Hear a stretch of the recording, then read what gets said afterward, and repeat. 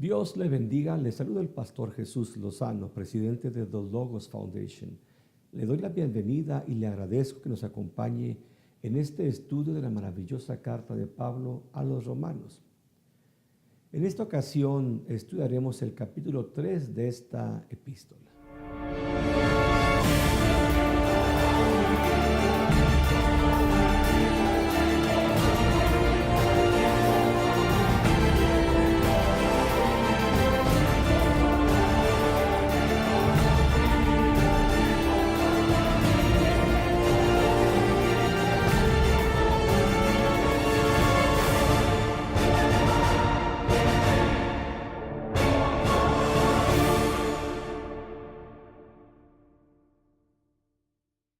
Verso 1. ¿Qué ventaja tiene, pues, el judío? ¿O qué beneficio hay en la circuncisión? Tomando en cuenta los textos anteriores en donde Pablo ha censurado a los judíos que se apoyan en su circuncisión, lanza la pregunta: entonces, ¿de qué sirve ser judío? ¿Qué ventaja tiene el llevar en su cuerpo la señal del pacto abrahámico? Pareciera como que Pablo solamente ha estado amonestando a los judíos y como que los está menospreciando. Y pareciera que en este texto remata con ellos. Sin embargo, en el siguiente versículo, el apóstol escribirá acerca del enorme privilegio del cual los descendientes de Abraham gozan. Verso 2. Mucho, en todo sentido. Primeramente, que las palabras de Dios le han sido confiadas. Definitivamente es un enorme privilegio el pertenecer al pueblo escogido de Dios. En primer lugar, porque Dios desconfió su palabra. En el griego se usa la palabra oráculos, que significa palabra o comunicación que proviene de Dios.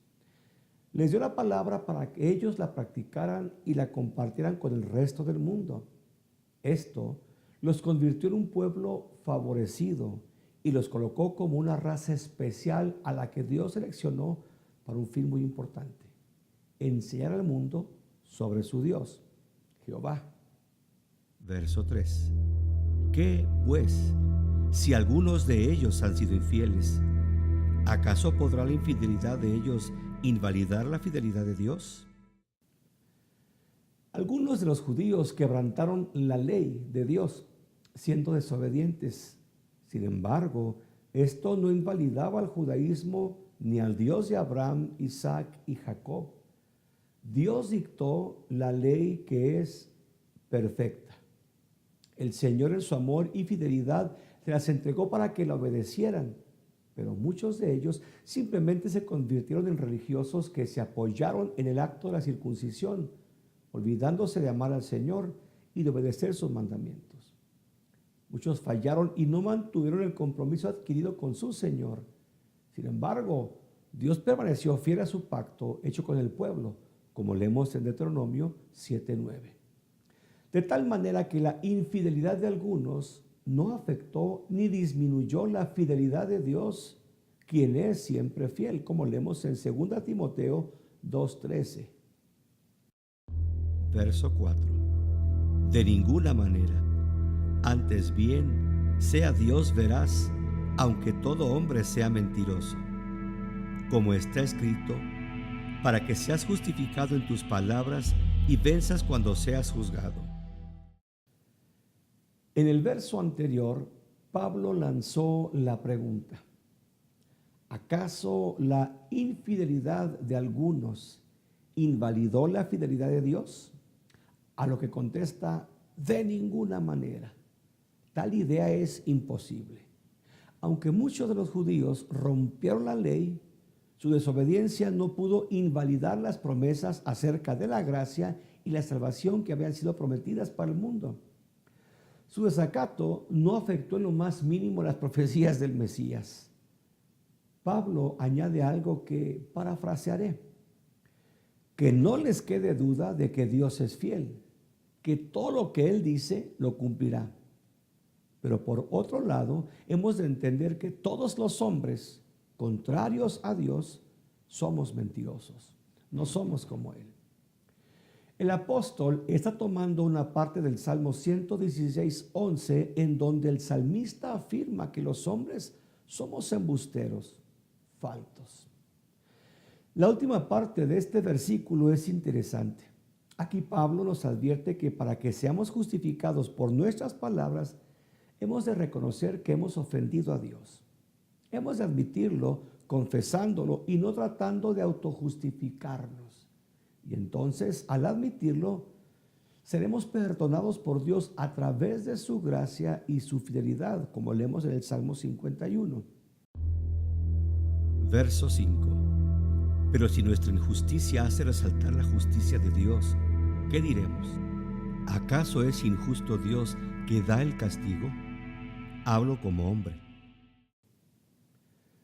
Pablo continúa con este juego de aparentes contradicciones y ahora lanza el cuestionamiento, y me permito de nuevo parafrasear. Entonces, si a nosotros ser malos e injustos hacemos que la bondad de Dios y la justicia divina sean más notorias, ¿por qué Dios nos castiga? ¿Por qué se enoja con nosotros? Pablo termina el versículo diciendo, estoy discutiendo como hombre. Dicho de otra manera, eso pensaríamos los hombres. Verso 6. De ninguna manera, porque en tal caso, ¿cómo juzgaría Dios al mundo? En el versículo anterior, Pablo dejó la pregunta en el aire, haciendo cuestionamientos como lo haría cualquier mortal. Pero ahora Pablo responde a los pensamientos mortales desde una perspectiva divina, diciendo, de ninguna manera. Como diciendo, ¿cómo se puede creer tal cosa? Si así fuera, Dios sería injusto y eso le quitaría su título de juez justo del universo. Su justicia, que es perfecta, quedaría invalidada. Verso 7. Pero si la verdad de Dios abundó en mi falsedad para su gloria, ¿por qué todavía soy juzgado yo como pecador? Pablo continúa hablando como hombre.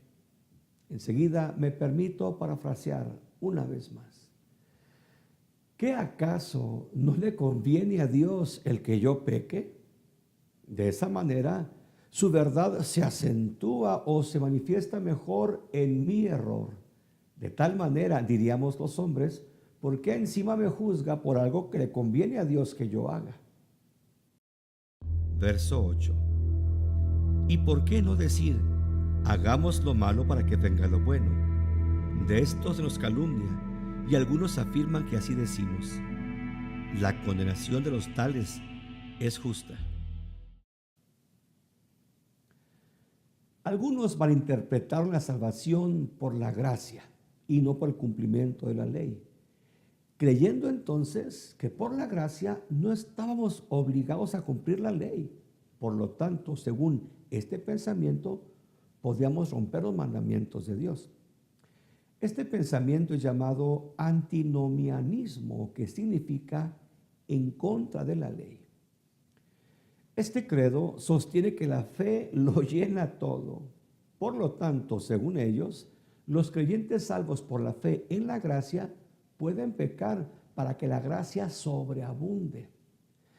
Quienes abrazan esta doctrina para justificar su pensamiento se basan en Romanos 5:20, en donde Pablo afirma que donde el pecado abundó, la gracia sobreabundó. Muchos judíos religiosos y celosos de la ley acusaron a Pablo de lo anterior, debido a que el apóstol enseñaba acerca de la salvación por la fe en la obra redentora de Cristo en la cruz, y no por el cumplimiento de la ley, como leeremos en Romanos 3:28. Estos calumniadores enemigos de Pablo afirmaban que éste incitaba a los cristianos a no tener cuidado de cumplir la ley de Moisés, lo cual era falso. Aquí el apóstol desmiente tales acusaciones, diciendo, de esto se nos calumnia y afirman que así decimos. Y concluye el versículo afirmando que tal acusación es una vil calumnia. Verso 9. ¿Qué pues? ¿Les llevamos alguna ventaja? Claro que no, porque ya hemos acusado tanto a judíos como a gentiles, diciendo que todos están bajo pecado. Ciertamente es un gran honor ser parte del pueblo del pacto, pero de nada sirve si están fuera de Cristo, ya que tanto judíos como gentiles estamos bajo el dominio del pecado sin Cristo. Ante el pecado y sus efectos, tanto judíos como gentiles estamos bajo la esclavitud, el dominio del pecado. Por lo tanto, nuestro destino final sería el infierno y el lago de fuego. Verso 10. Como está escrito, no hay justo ni aun uno. Enseguida, Pablo lanza una serie de textos del Antiguo Testamento para apoyar su argumento respecto al estado caído del hombre. Esta práctica de pegar varios textos era común entre los rabinos judíos y era llamada jaras, que significa ensartar o hilar perlas, debido a que estos dos rabinos ensartaban textos veterotestamentarios como si fueran perlas de un collar. El apóstol en esta serie de textos cita los Salmos 14:1 y 53:1, además de Eclesiastés 7:20, aunque un poco modificado, en donde leemos: no hay quien haga el bien. La universalidad del pecado es incuestionable. Todos los hombres somos pecadores por naturaleza. No hay quien haga el bien. La conducta de todos los humanos no es aceptable a los ojos de Dios. El hombre sin Cristo es un depravado y está imposibilitado ante la práctica del pecado. Entre todos los seres humanos no podemos encontrar ni uno solo que jamás haya sido libre del pecado y que merezca el título de justo, debido a que todos hemos pecado, como leemos en Romanos 3:23. Verso 11. No hay quien entienda, no hay quien busque a Dios. Los hombres están bajo la influencia del pecado. Este les inhabilita para que entiendan la voluntad de Dios. Por lo tanto, esta incapacidad de comprender lo que el Señor demanda de ellos, no lo pueden buscar. Por esto están cegados, insensibles a su llamado. Verso 12. Todos se apartaron, a una fueron hechos inútiles. No hay quien haga lo bueno, no hay ni siquiera uno. El apóstol cita ahora parte de Isaías 53:6, en donde el profeta advierte que nos hemos descarriado. Los hombres, bajo la influencia del pecado, corremos lejos de Dios. Mientras más vivimos, más nos apartamos de Él. Pablo utiliza el verbo griego eklino, que significa declinar de la piedad, salirse del camino, para expresar la desviación del impío. Pablo advierte que nos hemos echado a perder, nos tornamos en inservibles, inútiles, precisamente como consecuencia de nuestra impotencia ante el pecado. Verso 13. Sepulcro abierto es su garganta, con su lengua engañan, hay veneno de serpiente debajo de sus labios. La Biblia afirma que nuestra boca habla de la abundancia del corazón. Mateo 12:34 y Lucas 6:45. Por lo tanto, el corazón del hombre, que es perverso y engañoso, como leemos en Proverbios 6:14 y Jeremías 7:9, hablará cosas perversas. Pablo, citando el Salmo 5:9, señala que las gargantas de los hombres son como un sepulcro abierto. Imaginemos el pestilente olor que emana de una tumba con un cadáver en descomposición. Pues de la misma manera, las bocas de los hombres pecadores emanan un fétido aroma debido a la maldad que transmiten por las palabras que hablan. Sus lenguas muestran lo que hay dentro de ellos, engañan con ella, producen daño. Pablo termina este versículo tomando de nuevo otro texto del Antiguo Testamento, en esta ocasión el Salmo 143, en donde pone de manifiesto que las palabras que emanan de las bocas de los hombres que viven sin Cristo, al igual que las áspides venenosas, también causan dolor e incluso la muerte. Verso 14. Su boca está llena de maldiciones y amargura. Pablo ha tomado vuelo en su descripción de lo que es el hombre sin Dios. Ahora advierte que el ser humano posee una boca de la cual emanan maldiciones, imprecaciones. Los seres humanos lastiman con las palabras que brotan de su corazón, producen daño, infectan a las personas, incluso a los niños, con los pensamientos depravados que emanan de su corazón y que transmiten oralmente. Verso 15. Sus pies son veloces para derramar sangre. Una vez más, Pablo utiliza otro texto, Isaías 59, 7. Sus lenguas definían su corazón, pero por otro lado, sus pies se apresuraban, como que les surgía caminar caminos de pecado. Les apremiaba en lastimar a los demás. Sus pies eran como sus lenguas, encaminados a lastimar, a hacer el mal. Verso 16. Hay ruina y miseria en sus caminos. No era sino lógico que unos pies apresurados en caminar lejos de Dios les llevaran a la miseria, a la degradación y al quebrantamiento. Verso 17. No conocieron el camino de paz. Rechazaron progresar en el camino de la justicia. Prefirieron aplicarse en ofender a Dios, en dañar a los demás. Gastaron su vida haciendo lo opuesto a lo que Dios demandó de los hombres. Verso 18. No hay temor de Dios delante de sus ojos. Nada es más saludable para la vida humana que el temor a Dios. Este nos mantiene enfocados en obedecer a la voluntad divina y al hacerlo no ofendemos a Dios.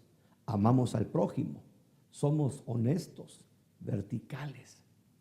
Proverbios 1:7 nos advierte que el principio de la sabiduría es precisamente el temor a Dios. Por otro lado, quien vive sin el menor respeto a Dios fácilmente podrá lastimar, ofender, robar y aún matar a otros.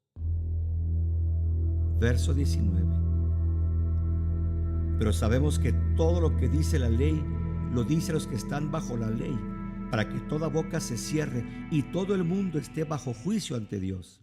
Los judíos estaban seguros de que la salvación se obtendría al cumplir la ley de una manera perfecta. Sin embargo, ¿quién podría cumplirla?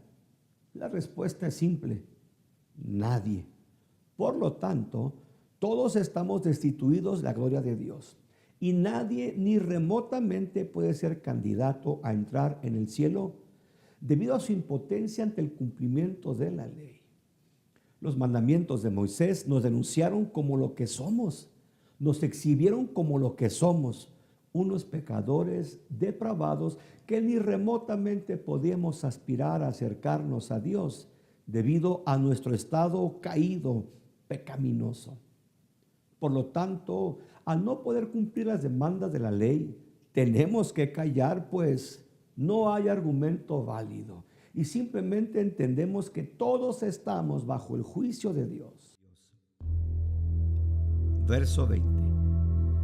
Porque por las obras de la ley nadie será justificado delante de él, pues por medio de la ley viene el reconocimiento del pecado. Sería inútil pensar que podríamos alcanzar salvación si cumpliéramos la ley, debido a que nadie, insisto, jamás la ha logrado cumplir, excepto el Señor Jesucristo. Por lo tanto, sería vano creer que podríamos aspirar a nuestra justificación por nuestra conducta o nuestras obras, que finalmente vienen a ser como un trapo de inmundicias delante del perfecto y santo Dios. El único beneficio que podríamos obtener de la ley es que ésta nos denunció, llevándonos a reconocer que estamos arruinados y que somos impotentes ante nuestra condición pecaminosa. Verso 21. Pero ahora, aparte de la ley, se ha manifestado la justicia de Dios, atestiguada por la ley y los profetas. Pero ahora que ha llegado el tiempo en que Cristo ha abierto el tiempo de la gracia, separada de la ley o sin tener relación con ella, ha aparecido la justicia divina. Es decir, debido a que el hombre, por más que lo intente, no podrá cumplir con la ley y merecerá morir, Dios, en su deseo de que el hombre sea salvo, nos manifiesta su fórmula para salvar al perdido. Y esta es su justicia, que de antemano la misma ley, además de los profetas o el Antiguo Testamento, la habían anticipado. Verso 22.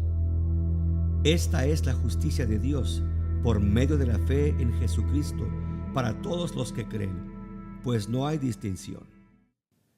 ¿Cómo se obtiene esta justicia o esta amnistía que Dios nos ofrece? La respuesta es por la fe en Cristo. Si creemos el mensaje de Jesús, si damos por hecho que es el Hijo de Dios, que ha venido a salvarnos y que murió tomando nuestro lugar en la cruz, tan solo por el hecho de creer en esto, somos justificados. Dios nos absuelve y pasa por alto nuestra incapacidad de cumplir la ley y perdona nuestros pecados. Este indulto no ha sido dado solamente para los judíos o para algunos cuantos nada más, como muchos piensan. El perdón fue dado para toda la humanidad que crea en Cristo, pues Él no hace acepción de personas, como leemos en Lucas 20:21, Hechos 10:34 y Romanos 2:11. Verso 23. Porque todos pecaron y no alcanzan la gloria de Dios. Pablo, inspirado por el Espíritu Santo, da por hecho que toda la humanidad ha pecado, que debido a que fuimos incapaces de cumplir la rigurosa ley, no damos el ancho o no cumplimos el requisito. Por lo tanto, no merecemos, no alcanzamos la salvación por nuestros propios méritos. Verso 24. Siendo justificados gratuitamente por su gracia, mediante la redención que es en Cristo Jesús. Puesto que no alcanzamos la salvación debido a nuestro pecado, Dios en su soberanía nos da un regalo inmerecido, su justicia. El Señor decide librarnos de nuestra culpabilidad simple y únicamente porque Cristo, su unigénito Hijo, cumplió la ley y tomó el lugar de nosotros, los pecadores, aunque Él jamás pecó. Una vez que el Señor murió en nuestro lugar, pagó la deuda que teníamos con el Padre, redimiéndonos. Y ahora podemos ser absueltos gratuitamente por esta amnistía que Dios nos otorga a través de Jesucristo. Verso 25. Como demostración de su justicia, Dios le ha puesto a él como expiación por la fe en su sangre, a causa del perdón de los pecados pasados en la paciencia de Dios. El Padre situó a su propio Hijo como propiciación, del griego hilasterión, y que significa víctima que se ofrece para el pago de una ofensa o deuda. Es decir, Cristo fue el medio para aplacar la ira divina que había en contra nuestra debido a que ofendimos a Dios a través de nuestro pecado. En el tabernáculo, dentro del lugar santísimo, estaba el arca del pacto, que era una especie de caja de madera de acacia forrada de láminas de oro. Sobre esta arca se encontraba una plancha de oro macizo que la sellaba. Esta tenía en su parte superior un par de ángeles tallados también de oro puro.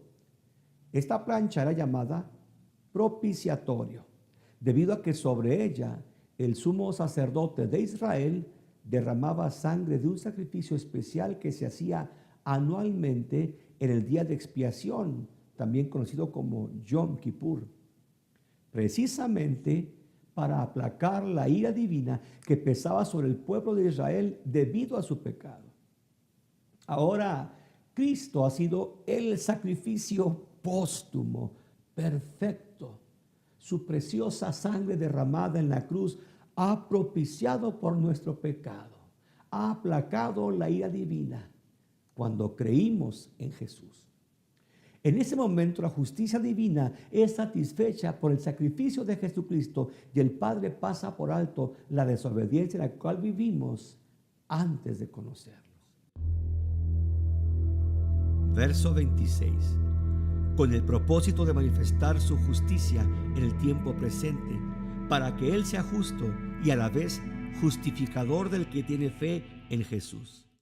La segunda parte de este versículo nos presenta una paradoja, una incongruencia. Pablo afirma que Dios es justo y que justifica o encuentra como inocentes a los pecadores, que no somos inocentes.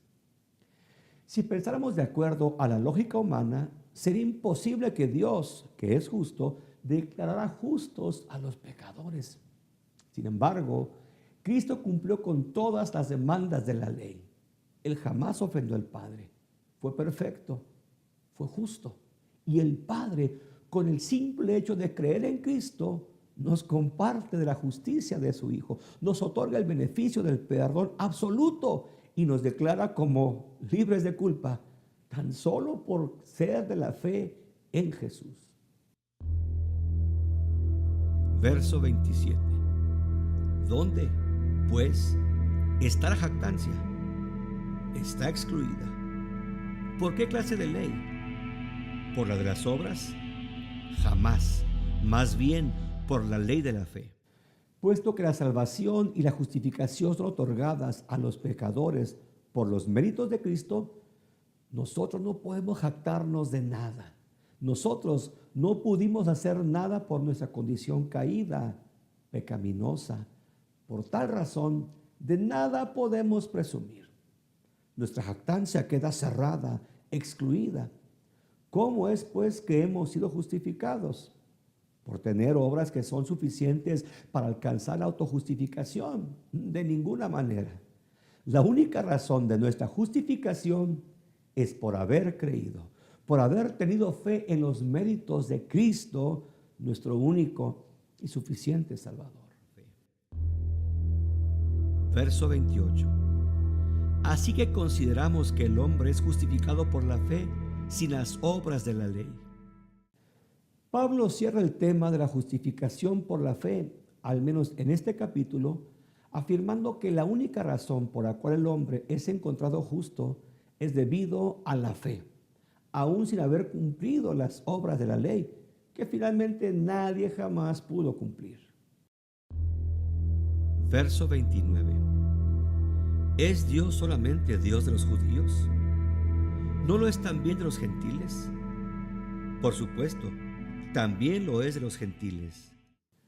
Puesto que solamente el Señor puede justificar, y puesto que el Altísimo desea justificar a todos los hombres y no solamente a los judíos, por lo tanto, Dios es Dios de judíos y de no judíos. Verso 30. Porque hay un solo Dios, quien justificará por la fe a los de la circuncisión y mediante la fe a los de la incircuncisión. No existe un Dios para los descendientes de Abraham y otro para los que no somos judíos. Él creó a la raza humana. Por lo tanto, el soberano Dios de todos los linajes de la tierra justificará a la humanidad entera a través de la fe en su Hijo, tanto de circuncidados como no circuncidados. Único requisito es creer en Jesús. Verso 31. Luego, ¿invalidamos la ley por la fe? De ninguna manera. Más bien, confirmamos la ley. ¿Acaso la fe y la gracia están aboliendo o dejando sin efecto la ley? Definitivamente no. La gracia, lejos de invalidar o descalificar a la ley, la valida. Es decir, le da más valor, la acentúa, ya que ella, la ley, nos señala como pecadores imposibilitados de cumplirla, motivo por el cual tenemos que recurrir a la gracia para alcanzar salvación. Hasta aquí hemos llegado con el capítulo 3 de la carta a los Romanos. Le agradezco mucho su atención y le espero en nuestro próximo programa, en donde estudiaremos el capítulo 4 de esta preciosa carta. Mi nombre es Jesús Lozano y mi deseo es que Dios te bendiga. Maranata, Cristo viene.